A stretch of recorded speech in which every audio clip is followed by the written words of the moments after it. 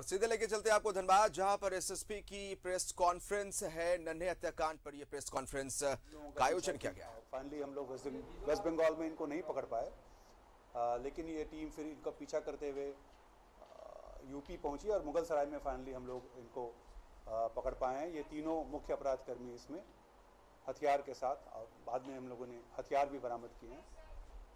हथियार के साथ इन्हें गिरफ्तार किया है। एक पिस्टल है, एक देसी कट्टा है और कुछ गोलियां हैं। और वो भी हम लोग गिरफ्तार कर लेंगे। हमारी जो क्योंकि ये जो टीम जो हमारा वेस्ट बंगाल यूपी में है, हम लोग लगातार बहुत सारे इंफॉर्मेशन हमें आ रहे हैं। हमारी टीम जल्द ही उसे भी गिरफ्तार कर लेगी।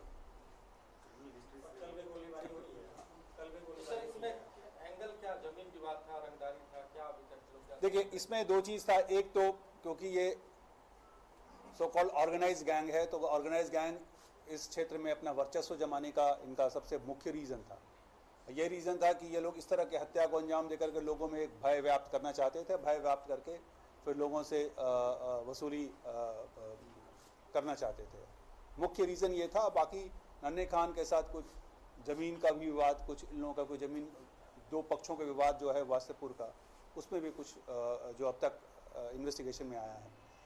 तो हम लोग लगातार सारे पक्षों पर हमारी अनुसंधान भी जारी है। और हमारी टीम जो है वो जो हमारी हॉट परसूट टीम है वो अलग अलग जगह घूम करके रेड कर रही है। और जो भी बचे हुए लोग हैं, जो भी 2-4 बचे हुए लोग हैं, उन्हें भी हम जल्दी गिरफ्तार कर लेंगे।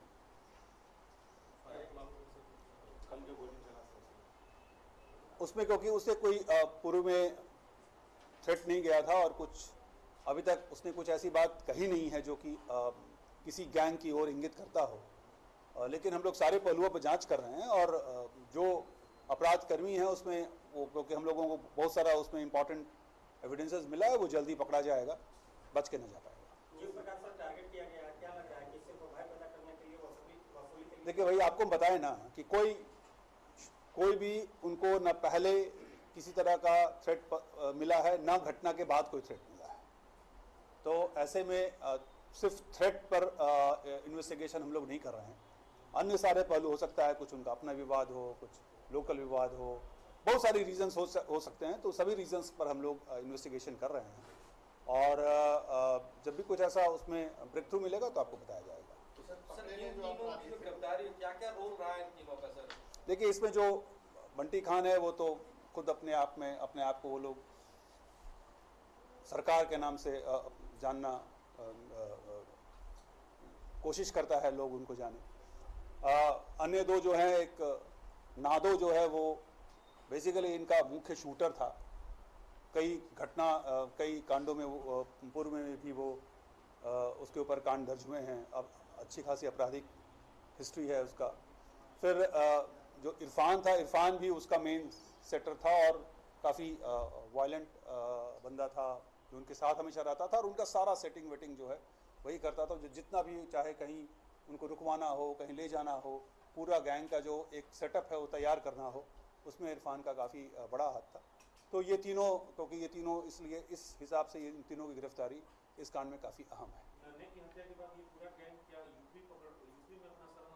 देखिए, ये कई जगह हम लोगों की टीम गई थी, क्योंकि अब आपको एग्जैक्ट सारी डिटेल्स अभी शेयर नहीं कर सकते। वही डिटेल शेयर कर सकते हैं जो कांड के अनुसंधान में हम लोगों ने अभी तक कोर्ट में जमा किया है।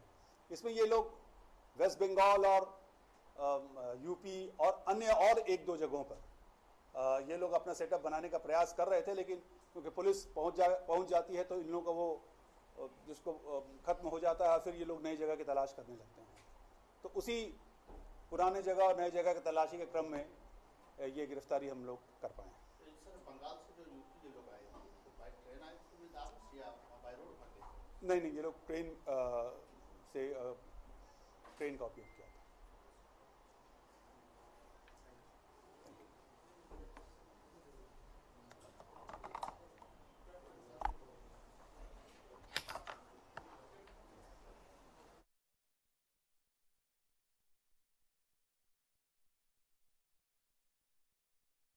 में गिरफ्तार किए गए अपराधियों के बारे में बोल रहे थे, एक प्रेस कॉन्फ्रेंस को संबोधित कर रहे थे और निश्चित तौर पर एक बड़ी कामयाबी भी है धनबाद पुलिस के लिए।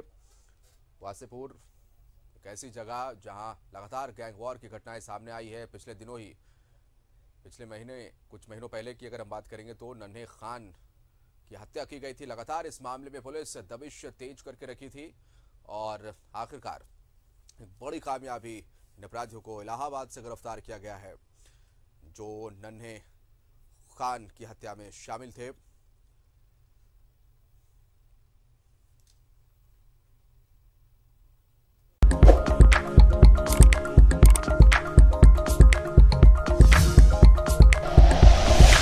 Like and share videos, subscribe करें हमारा चैनल और प्रेस करें बेल आइकॉन। न्यूज़ 11 भारत, सच है तो दिखेगा।